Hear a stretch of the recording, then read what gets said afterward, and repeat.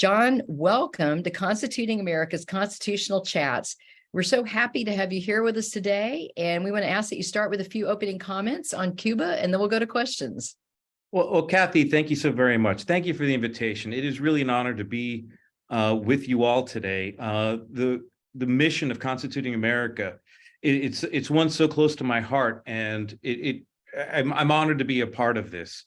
So, as Kathy mentioned, I have a variety of previous experience in and out of government, and I'm a Cuban American. I was born and raised in Miami. So issues close to Cuban democracy and dictatorship were kind of ones I grew up with because I have family who've fled the Cuban dictatorship. I have family who went to prison, and we knew people who were executed for exercising rights that we kind of consider as basic.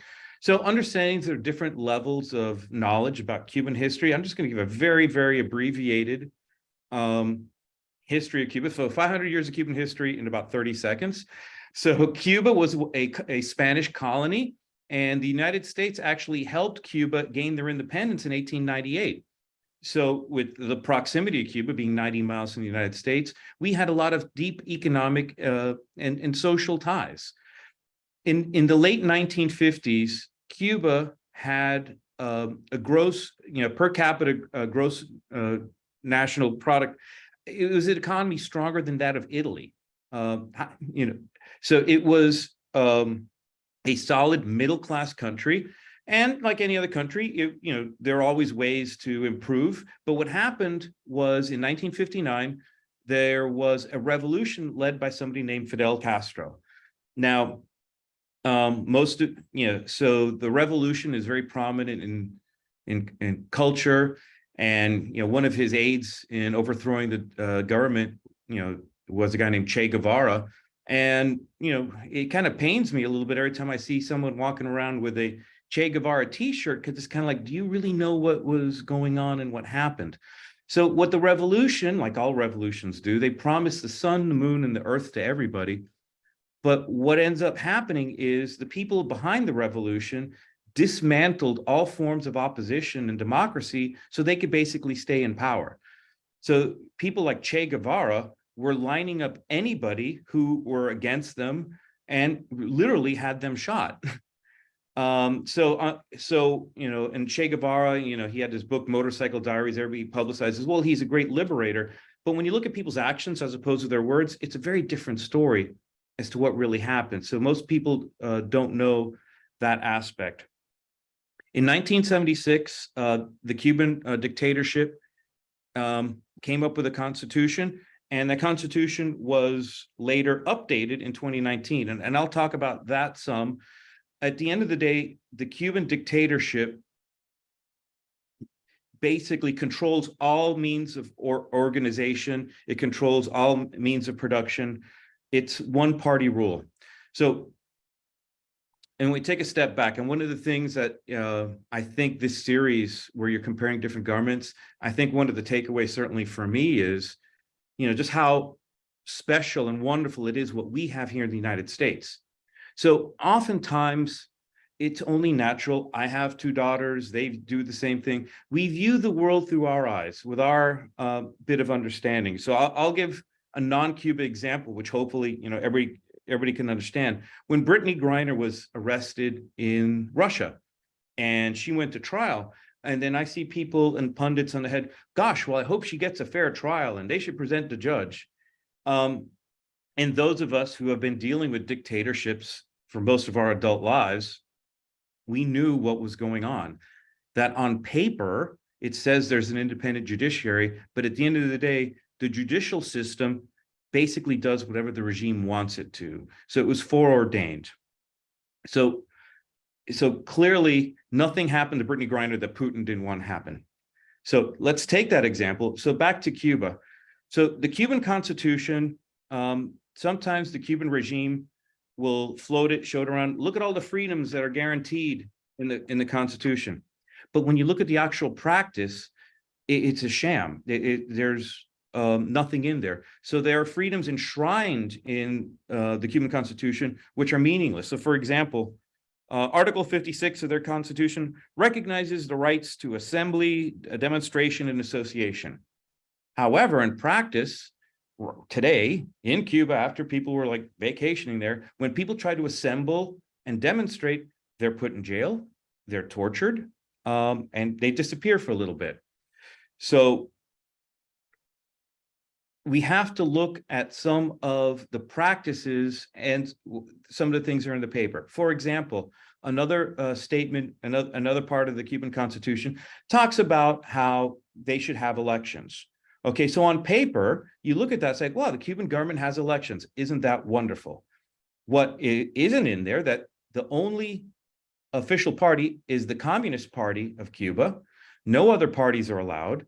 No other candidates are allowed. And so they're really a sham. It's the government who picks. So for those of us who follow things, when they say, they call the current head of Cuba, Mr. Diaz-Canel, they say President Diaz-Canel. So for most of us who don't follow things closely, it's not our job, and we don't do that. We say, oh, President Diaz-Canel, he was elected by the people. But what's not in there is that the Communist Party chose him, and there were no other candidates allowed. So they will have elections for their version of Congress, and they'll have 460 open seats. But guess what? There's only 460 candidates. There's no opposition candidates. The only candidates who are allowed to run are the ones picked. So is that a democracy as we know it?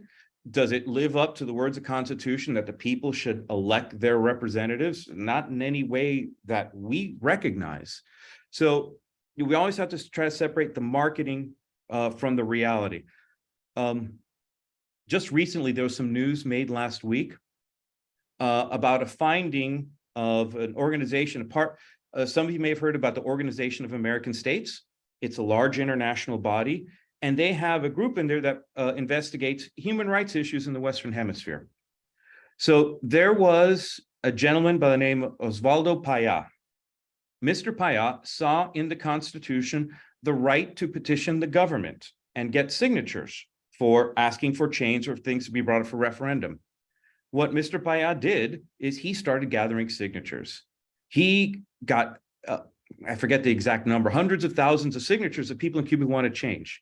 But the Cuban government didn't want that. So even though there was a right in their constitution, when he tried to exercise that right, he's put in prison, harassed, and all the things happened. So what happened last week was a finding. Mr. Paya, who was found by this organization, was driving in a car with somebody else gathering petitions, and he was rammed by a car owned by the Cuban government and killed. So what this international organization did, they did a completely independent body say the Cuban regime is responsible for the death of Osvaldo Paya and another activist who was there in the car with him. So again, was he doing it? Well, first of all, does the government have a right to kill people when they feel like it? Well, Cuba doesn't feel any restraint in doing so. And two, was he doing anything wrong to begin with? Under the Constitution, under the Cuban Constitution, he was not. So one of the things that's hard for us to understand, because we're so used to it here in the United States, is independent judiciary.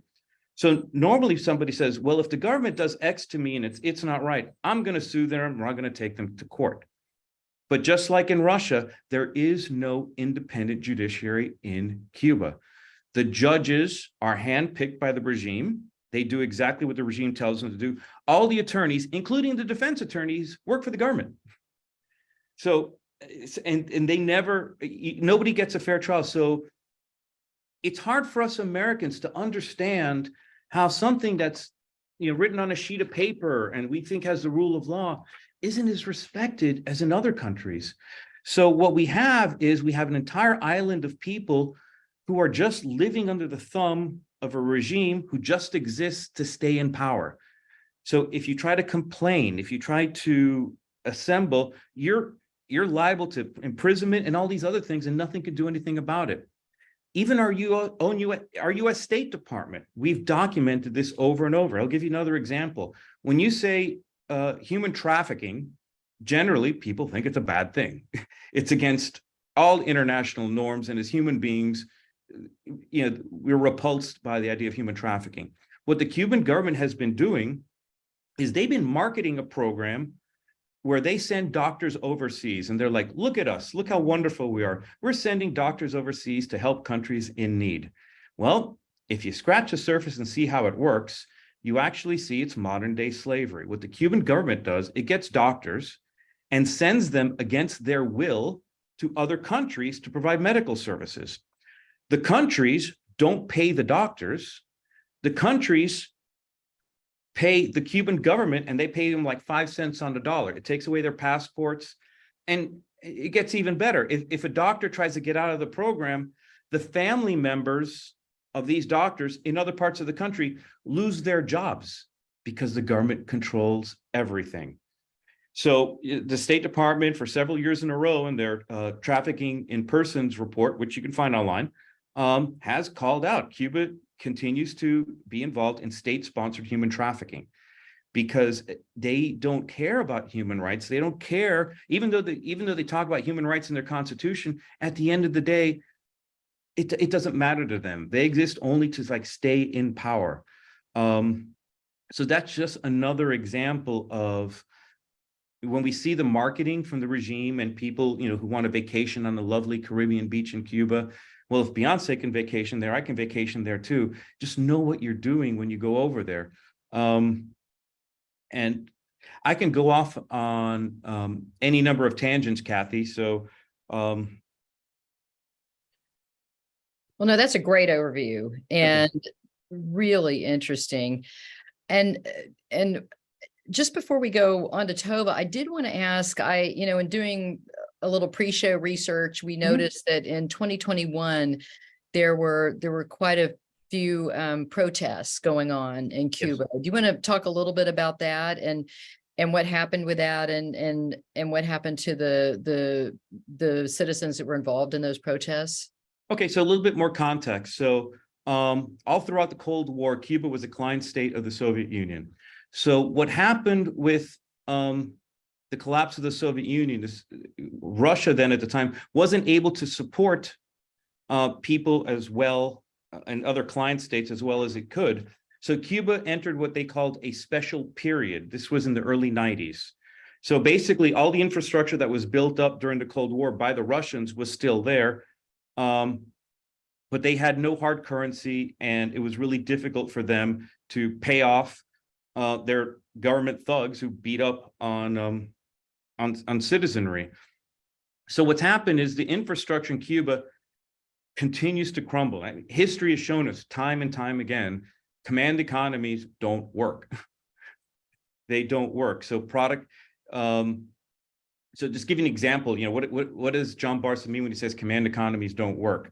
So for fishermen, for example, they said that they can only charge so much for a liter of gasoline when they're taking people on like fishing or boating trips. And so it's a false level, but on the black market, they could sell the gasoline for twice as much. So what happens was the fishermen sell the gasoline on the black market and nobody gets any fishing. That's just an example how command economies don't work. It's illogical. So what's happened is the Cuban economy is continuing to plummet. They're looking for hard currency. So there are power outages all the time. There are food shortages. Houses in Havana are literally falling down on people. What the Cuban government tries to do is they try to get their scarce resources and build up all these lovely hotels in certain areas of Havana to try to attract tourists. But the rest of the infrastructure that Cubans are living with is falling apart. So we're seeing more and more protests. So what happened in June 11th, I think it was 2021 was something. It was it was really special. So one more context before I get to actual protests. So Cuba, like other countries, has a love-hate relationship with the internet. So on one hand, they're trying to open it up so they can do business and be open, and the people are demanding it. So families in Miami send their people iPhones and other phones. So there's more connectivity on the island. So what happened on July 11th was that a protest started in one part of Cuba, and then because of communications that are going all around the island, people were getting inspired. They're saying, I'm sick of this too. And people were going out with pots and pans and just banging. And they're just saying, enough of this already. Stop. We want change. And then and so that was a really very scary moment for the regime, because you saw the people were getting a collective conscience and they were losing fear of the government. So it took them a while. It took them about 4 hours, but following the model of Iran, China, and other repressive societies, they finally shut down the internet. And they started arresting anybody who was out in the street protesting, children, mothers, teenagers, grandmothers, arresting them, putting in prison for exercising in their Constitution guaranteed right to assembly and demonstrate. They couldn't care less. There are still people to this day, years after that occurred, who are still in prison because of this protest. So the Cuban government has gotten more adept at manipulating the internet. About a few weeks ago, in a town outside called Guaymarena, which is outside of our Guantanamo naval base, some protests were forming. And it's really interesting that it happened in that town, because that town right outside our military base is mostly populated with family members of people who spy on the US and try to keep an eye on what the US is doing. So even in that town, protests started taking place, demanding more food, electricity, sustenance, just some kind of change, the right to live. And instead of taking 4 hours to shut down the internet, the Cuban government took them only about an hour to keep the protests from spreading. So right now, there's a lot of tension on the island. There's a lot of suffering, widespread hunger. The Cuban government is reaching out to the Chinese government, Russia, and Venezuela for any kind of support so they can keep their repressive machinery in place. And again, when the people, for those of you, again, tuning into Constituting America here, you're saying, well, shouldn't the people have the ability to vote different leaders in? They don't have the ability to do so. Even when it is in paper on their Constitution, when they try to exercise these rights that they supposedly have, and some universally accepted, they get put in prison and harassed. They lose jobs. So it's a really terrible situation. Well, thank you for that. And you have got such a clear way of explaining things. So I'm going to go ahead and toss it to Tova. Yeah, so thank you so much for being here and giving that great overview. I wanted to ask, you did a great job about talking about how horrible the human rights situation is in Cuba. But what are your thoughts on solutions? And, in the past, the US has had a very, harsh embargo policy towards Cuba. And do you feel like that is the right policy to go with? How do you feel that now, as more tourism increases to Cuba, has that been a good thing for human rights? Has that been a bad thing? What's your view on the effectiveness of that? And then just evaluating different tools that we have to deal with the human rights situation, whether that's diplomacy, sanctions, military interventions. What do you and what does your organization advocate for? Okay, so well, first of all, let me start with the end. We advocate for peaceful change. So let me be very clear on that. So let me get to your first question. Possibilities to make things better. So part of the premise of that question, which comes from so many people, so many different times, part of the premise is that the Cuban government wants to be more responsive to the citizenry, that the Cuban government wants a better situation for the people. The problem is, and it's really hard for Americans, we as Americans, to wrap our heads around this, the Cuban government exists only to stay in its own power. It doesn't, for then for the people at the highest levels of the Cuban government, better is ensuring their kleptocracy. That's your dictionary word for today. What is a kleptocracy? That their kleptocracy stays in place. So success for the Cuban regime is a more docile populace that doesn't complain about human rights abuses.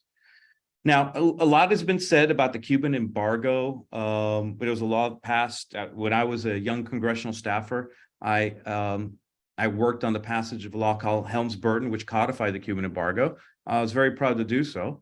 So it's always great to have an external enemy.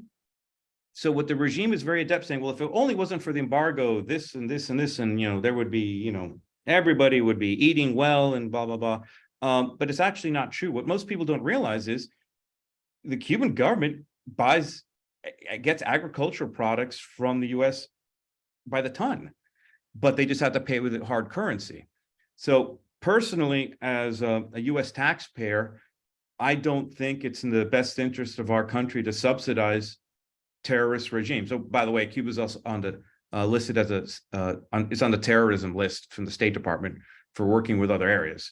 So again, people don't want to talk about that. It's just the beaches. And well, if I go to the beach and I go to Cuba and I spend money there, doesn't that actually help the economy? Well, if you scratch the surface, pretty much every hotel people go to and every restaurant they dine at, from Hemingway's bar to anything else, isn't owned by the private sector. So we keep viewing, oh, well, it's the Cuban private sector. The vast majority of the tourist sites people go to are actually owned by the Army. The Army is the largest owner of tourism sites, hotels, everything. And so it doesn't go, when people go spend money in there, it doesn't really go into the pockets of any of the population to empower them or get them economic independence. You're basically going to subsidize a regime. So how do things get better? So one of the things my organization does is we work with people on the island. Well, we actually tell them or remind them, hey, on paper, these are the rights you have. And, you know, we help them assemble. A lot of the people we work with end up getting arrested, going to prison. So how do you bring about change in a country where the top levels of regime don't want change? The only change they want is how to get a more docile, acquiescent population. So at the end of the day, the future of Cuba lies in the hands of the Cuban people. One of the things the Cuban government does, which the Nicaraguan and Venezuelan governments do, which is part of the challenge for building civil society, is whenever you have somebody young like yourself, who's intelligent, passionate, active on political and civil issues, well, if they're either going to end up in prison or they're sent out of the country, so they're exiled.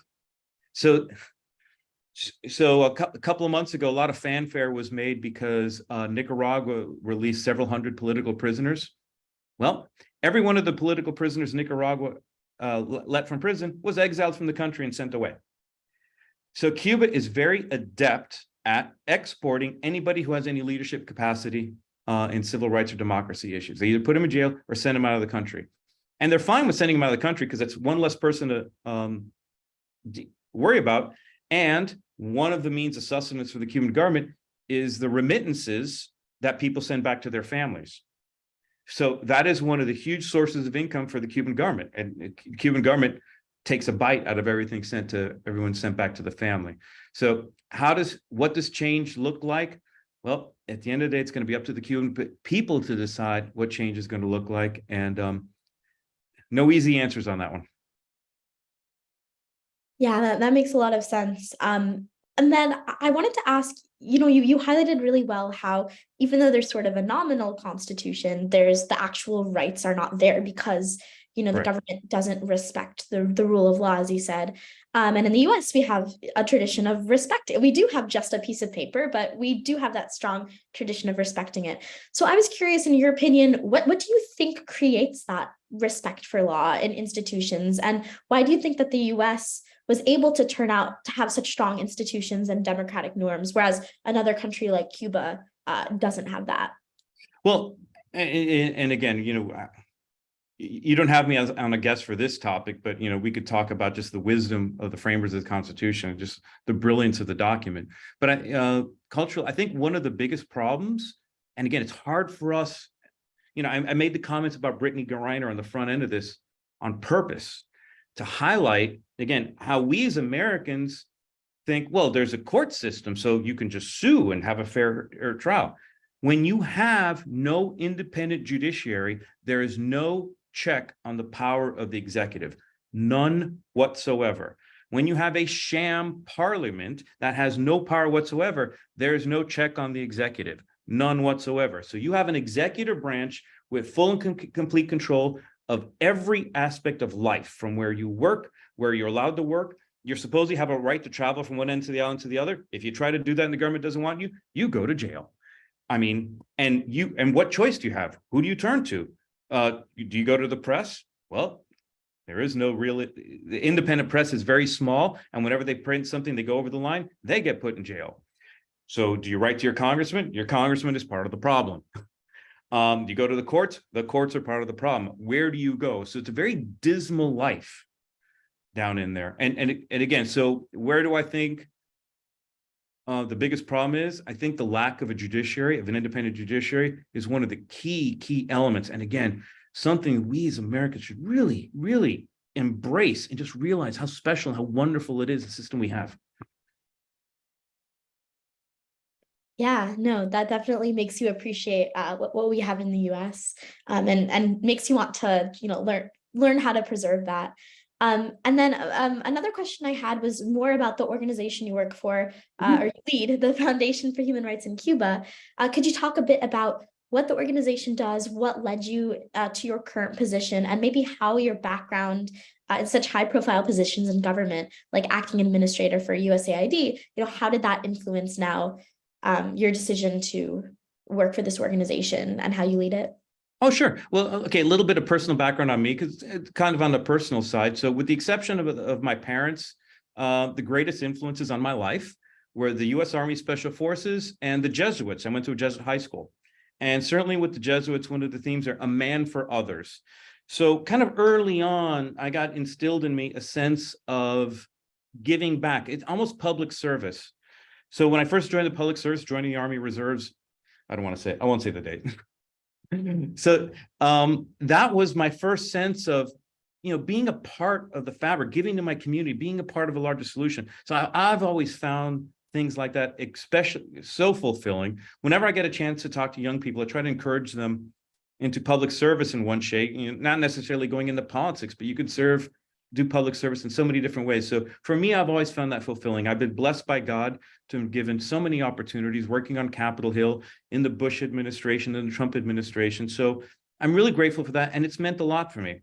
So when I went from the Department of Homeland Security to USAID, it was really fulfilling in terms of not only was I being able to be a public servant, helping, our foreign aid and development programs throughout Western Hemisphere. Also, one of the things I was able to do is trying to help civil rights and democracy issues, on the island where my mom came from.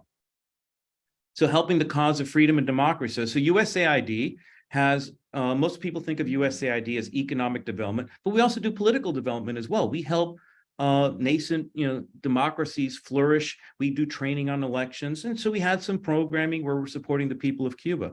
So I was very active in those programs when I was in USAID. When my public service ended, I've been in the in the private sector for a while. Then this opportunity came before me to lead this organization, who I got to know through previous lives. And so the Foundation for Human Rights in Cuba was established in 1992, has a long history of working on empowering civil society to bring about peaceful change in Cuba. So the Foundation for Human Rights has worked with and for the State Department, the National Endowment for Democracies, and other organizations with a whole variety of programming. So certainly with my experience and my background, I'm delighted to be here and bring all my past experiences to the mission of the foundation to see what else we could do, working with the United States government, working with people like National Endowment for Democracy to help further the cause, to help ease the suffering of the Cuban people right now. So we have a variety of programs, and it's a great organization. I'm really proud to be here with them. And we're a 501c3, so we accept donations also. I like that recurring button. I'm going to put that on our website. That's a really good one. I like that. Learning from each other, yes. Oh, totally. I like that recurring donation. I wrote that down. Okay. Nice. Well, thank you so much for speaking to me and answering all my questions. And now I'd love to pass on to Jewel and Jordan for some more questions. Hello, thank you for everything that you've informed us and our audience about so far. So first question is, you discussed the revolution that occurred in Cuba. Could you tell us how that was able to happen? The date a little bit. You said it was the 50s, I think. It was 1959. 1959. And so what form of government did they have before that? Were they able, was it through military power? Was it through persuasion? How was they able to execute it? Well, certainly, like as I said, I mean, it wasn't a perfect government, so there was there are elements that perhaps less than optimal. There was a person named Fulgencio Batista who was in power at the time, and so don't have the details, fraudulent election, but he called a dictator. I think he was calling for elections. So it was a flawed democracy, but it still had elements of self-rule in it. So what Fidel Castro was able to do, he was able to seize on those threads of discontent, and again, promise the moon and the stars to the population. So people who weren't happy with, the government, right, with all facets of the government, say, hey, well, this guy Fidel, he's singing like a really sweet song. He's promising me all these wonderful things. And so basically, they were able to take power. And at the beginning of the revolution, Fidel said, well, I'm not a communist. It's like, oh, okay, well, he's going to bring democracy back to the island. So guess what?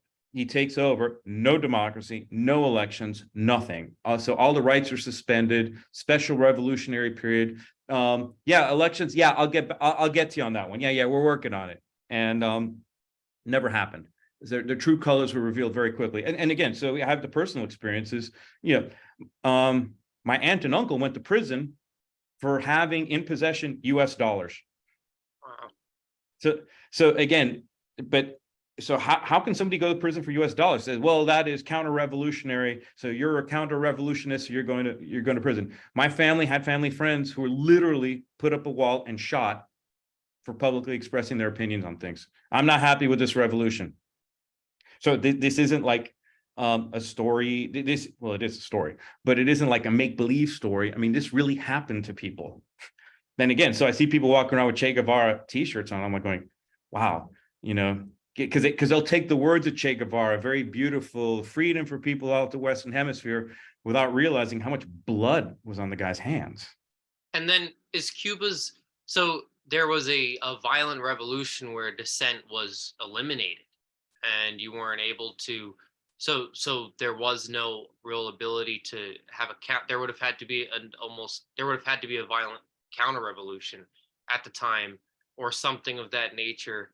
And then are there smaller governments within the federal government? I know Cuba's not that big, so is there mayors and like how were they able to centralize the power right away, or how is it now? Well, I'll tell you how it is now. But okay, but let me tell you. So your question reminded me of a bumper sticker or a T-shirt I saw somewhere. Yeah, and it said, "Communism. It's easy to vote into, but you're gonna have to fight your way out." It's kind of yeah. You laugh because it's true, because it's true. You can vote your way in, but you're gonna have to fight your way out. So in the Constitution, of 2019. 2019. They said, okay, yeah, well, we're going to have independent, we're going to have people to vote for local government. Okay, but this is how it works. So the central government in Havana, Communist Party controlled, basically gets to assign the governors and vice governors from each one of like the 14 different provinces. And then there's a sham election to approve them. So you tell me, so you had an election. Is it a free election? Did you have any other candidates? No. The Cuban government said, this is going to be who your governor is. This is going to be the deputy governor, and have a sham election to validate it. So at the lower levels, at the mayoral level, lower levels like that, there are more opportunities for people to run. But what's happening in practice is you have the party candidates, and technically on paper, other people have tried to exercise the right, say, well, there says nothing says in here, I can't run for office too. So people try to run for office at the state and local level for like an assemblyman, city councilor, mayor. And guess what? The Cuban government harasses them, kidnaps them, takes them to another part of the country, and it doesn't really work, doesn't really happen. So on paper, they'll say, oh no, we have elections at the local level, but in practice, it doesn't happen. They can't exercise their rights. When they try to, bad things happen to them. Do you know, I mean, it's terrifying. Yeah. One more, so Cuba as a having colony of Spain, I would imagine that the church was a pretty big deal institutionally. Was it, Yes. were the bishops there bought off? Was there corruption? Was there severe corruption within that allowed it to happen, that to happen as well? Because I don't think the government could have succeeded without either deposing them or them helping. That's a really great question. Because the role of the Catholic Church in different parts of Latin America, it's not uniform. It's not uniform. And this is kind of like extra credits. And one of the books I talked to people, there was a book put out, and again, I'm going to go off on a tangent here. The book is called The Starfish and the Spider. It's the subtitle of the book is the Unstoppable Power of Leaderless Organizations. And the book starts off with how Cortez conquered the New World and he was able to take out the Incas and the Aztecs. They were able to take care of the Incas and Aztecs because they were very rigid organizations where you just decapitated it and the entire structure fell apart. And it talks about the internet and how the unstoppable power of leaderless organizations. So the Catholic Church in Cuba is a very rigid hierarchical system. So looking at kind of the lessons from that book I told you, a rigid system, it's one that's easy to kind of take over or cut deals with or make deals with. So what happened is the Catholic Church in Cuba is not very active at all when it comes to civil rights, democracy. The people who are actually way more active in terms of civil rights and democracy are actually the evangelicals. The evangelicals are kind of leaderless. They kind of amorphous. It's a less rigid hierarchical structure, the evangelical church in Cuba. And the Cuban regime is terrified of the evangelicals because their power to assemble and get out messages. So when you have any kind of rigid hierarchy, it's real easy to jail or imprison the leaders of that organization. The organizations kind of fall apart. So, but one more thing on the Catholic Church, but that's the Catholic Church in Cuba. The Catholic Church in Nicaragua, by contrast, is extremely active, criticizing the Ortega regime on human rights violations. So, like I said, the role of the Catholic Church is not uniform throughout the Western Hemisphere. In Cuba, they're more docile and passive. In Nicaragua, they're extremely active. The evangelical churches in Cuba are extremely active, extremely powerful, and the regime is in fear of them. Wow. Yeah. And then my last question before Jordan's going to ask some is, it's a two-part question. And number one is the current Cuban regime able to have lasted so long a lot because of the Russian influence and being able to use them as a proxy during that period? And then is the only thing that you see, do you see room for international, non-military, but international intervention that would help Cuba, being as a populace is probably unarmed to a great extent and living under such suppression? Okay, so first part of the question, Fidel Castro and his brother Raul, who are still alive, who's the titular head of the military, who's still alive, technically out of power, but not really. It was very clear early on, again, from the promises they made and what they actually, actions speak louder than words, not having democracy. They continue to exist only to preserve their own hold on power. So they have a history of cutting deals with whoever. So cutting a deal with the Soviet Union and building ties was logical for them because it brought investment. Hey, these guys hate the United States, so let me team up with them. And yes, the Soviet Union helped build infrastructure and all kinds of support. What we're seeing right now, in today's Wall Street Journal, there was an article about how China may be putting bases with actual Chinese soldiers on Cuban soil. So Cubans get money out of it, and the Chinese get something out of it, and it's self-support. So they will cut a deal with the devil itself to stay in power, especially an enemy of the United States. So it's self-preservation. So back to international coalitions and government. At the end of the day, you can go to any international body and we can condemn Cuba and we find you in violation of this, violation of that. I couldn't care less. How do you bring shame to people who have no shame? They really don't care. What they care about is the image and the ability to bring hard currency. to the island. So during the opening, you know, I don't want to delve too much into different U.S. policies, but when there was an opening in the Obama regime, there was more tourists coming in there. On one hand, they loved that because there's all this hard currency coming into the system to help the system stay afloat. On the other hand, they were starting to realize that all these people are bringing ideas in too. So it's a double-edged sword on that one. So is it the role of the United States to overthrow countries we don't like? There's a lot of arguments against that. So at the end of the day, I come back to the end, you know, should the Cuban people have any hope that there's going to be somebody coming over the horizon to rescue them with a military intervention?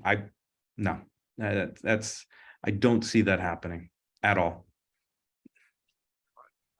For all the times that you talked about their constitution, although that, you know, obviously it's not followed at all, how would you rate their constitution on paper? Like, how does it match up to America's, just in general?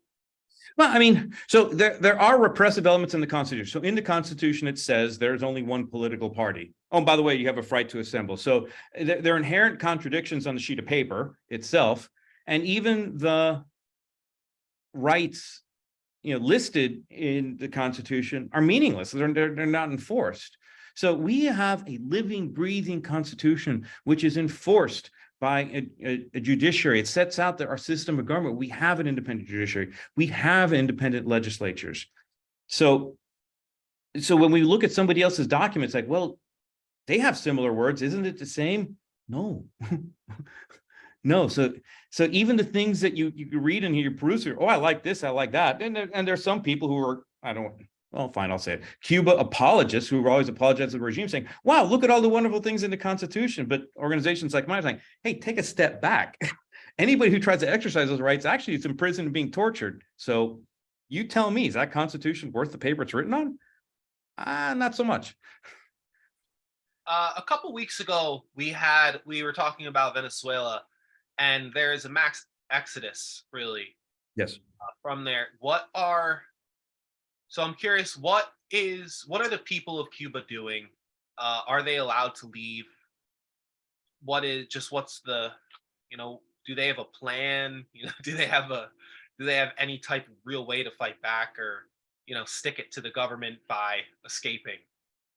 Well, see, so kind of what I mentioned before about how political prisoners and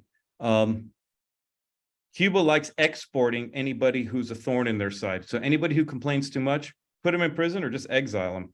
And one of the benefits of exiling them is they're going to end up sending money to support their family back in Cuba, which ends up propping up the economy. But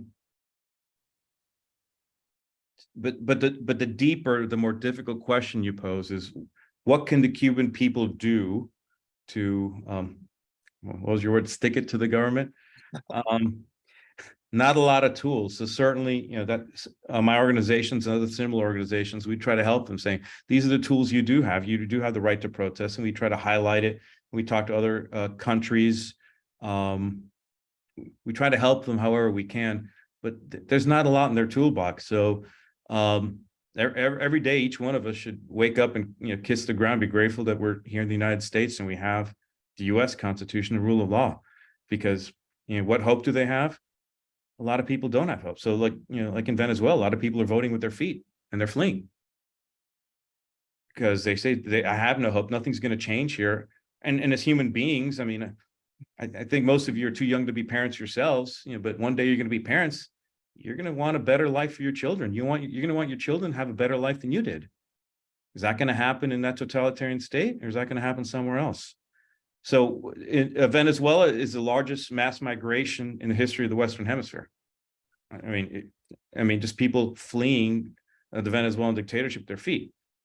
So it's very nice for an academic to sit in a, you know, soft leather chair, smoking a pipe, say, well, they should stay in Venezuela and fight for a better system. But okay, that's really cute in an academic sense. But as human beings, if you had a small child, no future, no freedom, but a chance to go somewhere else and maybe give your family a better life, what would you do? So it's kind of natural. So what we're seeing is people are still trying to continue to flee the island of Cuba. And one of the challenges for trying to build civil society and democracy in an island like Cuba is some of the people who are most active in civil society and democracy building are being thrown out and they're leaving themselves. So how do you rebuild that? So when you have leaders, when you have people who are adept and trained and passionate about civil society and democracy in an island, and they leave, what does that do for everybody else? That's actually more depressing. So it's a terrible circle. And then Cuba saying, hey, by the way, come vacation in our hotels and come do this, come do that, and subsidize our dictatorship. Yeah, not in the mood. Well, thank you very much. It is time we jump to some audience questions, but appreciate you. Thank you. Oh, thank you. Thank you, Jewel and Jorn, and thank you, Tova, for the great questions. And before we go to the audience questions, we want to first thank our listeners on Las Vegas's KKVV 1060 AM. KKVV airs these podcasts at 6 p.m. Pacific on Monday evening. So we thank everyone there in Las Vegas for listening. We also want to recognize some of our students that we know are on with us today. Victoria Kirk with the Absolute Academy homeschool students. And then we have California State University Northridge, 25 students listening. Lizette Flores, the Grace and Faith Academy, has 2 students listening. And Donna Vitek with the Cushman School has some students listening as well. So if you are a student and listening and we didn't give you a shout out, be sure and type in the Q&A, and we'd love to just recognize all our students and also encourage our students who are listening to be sure and ask questions. Now, John, we had an interesting question from Jill Cullis, who wants to know, how do schools in Cuba teach about the Cuban Missile Crisis and Bay of Pigs? Is it similar to how other communist countries who paint the U.S. as horrible imperialists or the like, or how do they explain that moment in history? Well, Jill, thank you so very much for your question, Jill. So schools in Cuba, the Cuban scholastic experience is much different from the US scholastic experience, whether homeschool or not. So here in the United States, again, we have education systems that for the most part, we talk about our proud moments and our warts and blemishes. And, our teachers, we try to give a balanced perspective to help, our students prepare for life in the world. What the Cuban system wants to do is they want to train docile members of society. So they are not honest about past behavior. So in their view, Che Guevara isn't the murderous thug. He is this brilliant man. And they talk about Fidel Castro as he's some type of Catholic saint, that people should be worshiped. So they'll teach math, but they're also, everything is dosed in propaganda and how the state is all knowing, complete subservience to the Cuban Communist Party. So when it comes to Bay of Pigs, the missile crisis, they're always going to take a stance which basically shows them as the aggrieved party in the terrible United States. So there is no fair and balanced in any way, shape, or form. Because again, the goal of the Cuban educational system is to have docile citizens who obey what the Cuban Communist Party puts out. Thank you. And I know we touched on China building spy bases in Cuba, but Deborah asks if there's any insight on that. I know there's been sort of a mixed reaction from the current administration. Some people are saying that it's happening. It looks like in other areas of the administration, they're saying it's not. What is your insight on that? Oh, certainly. Yeah. So certainly I'll talk about what's out public in the open. I'm not going to, talking about that. So a little bit of history. So during the height of the Cold War, the Soviet Union had a spy listening base in a town called Lourdes in Cuba. So, and you can all look it up. By the way, basically anything I said today, you can look up. Check me.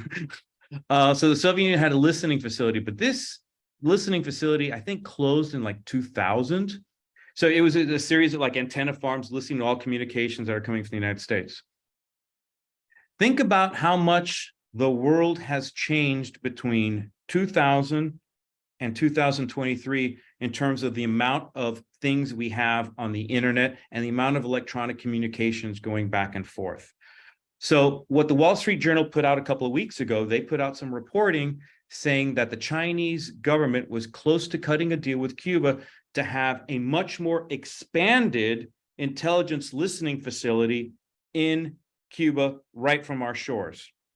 At first, the Biden administration said, well, these reports aren't accurate. And then later on, they said, okay, well, they're kind of accurate, saying that the Chinese already had some bases in Cuba right now, but the Wall Street Journal is saying they're going to be expanding them. So in terms of so what does Cuba get out of it? Cuba gets out of it, according to the Wall Street Journal, billions and billions of dollars from the Chinese government to keep their government afloat. And it's a huge, and they love sticking it to the United States, every way, shape, or form. It's a huge threat to U.S. National security interests, and actually security interests all over the world. So when it comes to cyber warfare, Chinese are really up there. I'm not going to say they're better than us, but they're really, really good. So their ability to inhale every kind of communication anywhere near them, it's among the best. So not only will Cuba gain the benefit of being able to listen in on listen in on every phone call and conversation going on in Cuba, but it actually has potential to help out in other dictatorships in the Western Hemisphere as well. And it's a huge national security threat to the United States because of the expanded capability and how much we have on there. So from military to commercial transactions to anything. So it's a huge threat.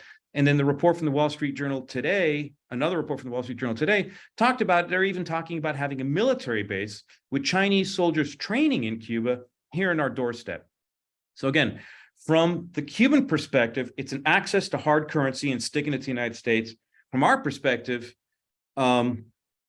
it's just god awful. It's a terrible threat. So there's a Cuban phrase I want to share with you, to share with everybody who's listening in. The Cuban phrase says, in Spanish, dime con quién andas y te digo quién eres. The English translation is, tell me who you hang out with and I'll tell you who you are. So look at Cuba's actions. So Cuba wants to get better relationships with the Biden administration, but judge them by their actions.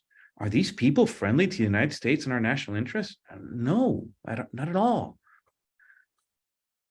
Well, thank you. And we have a recent college grad, Alejandro Ramos, who says, hello, my name is Alejandro Ramos. I'm a Cuban American, first generation and recent college grad. What more can we do to get involved as citizens? Well, certainly participating in forums like this is extremely important. So I would love to spend the rest of the time talking about my organization, but let's just say there are other organizations like mine who support the cause of freedom and democracy. We try to help support civil society and democracy in active ways. So there are other groups who spend more time. Well, they play a valuable role, citing human rights abuses, things like that. We like to think of ourselves as doers and actually working with the people on the island. But there are any number of organizations you can actually get involved with. But one of the things you could do is just share what you know with others. So, I've, again, as Kathy mentioned, I've had a career in and out of government. So certainly the members of Congress from South Florida, they know the realities of what's going on in Cuba. But Alejandro, I'm not quite sure where you live, but does your member of Congress know? So you here in the United States, you have the ability to petition your elected leaders. So you can petition your members of Congress, your senators, saying, hey, I think what's going on in Cuba is bad, and I think we should be more active on that. So you could work internally with the government to try to get a posture, that is more aggressive in helping the Cuban people. You can get involved in organizations like mine, but most you could do is read, study, learn, and share with what you know, because not everybody knows what's really going on. So Alejandro, if you could help that, God bless you. You're on mute, Kathy. No. Thank you, John. And I just shared with the audience a link to your organization so that people can explore it and see all the good work that you do, because you've got great sections in there on reports and news and all kinds of information to further educate us about Cuba. So we're at the top of the hour, and we want to thank you so much for being with us today. It was really I learned a lot, and I know the audience did too. And just want to check in with Jewel and Jordan real fast to see if y'all have any closing comments or thoughts before we leave. Just thank you for a great show and informing us on all the things that we really need to know to understand our own country as well. Yeah, thank you very much.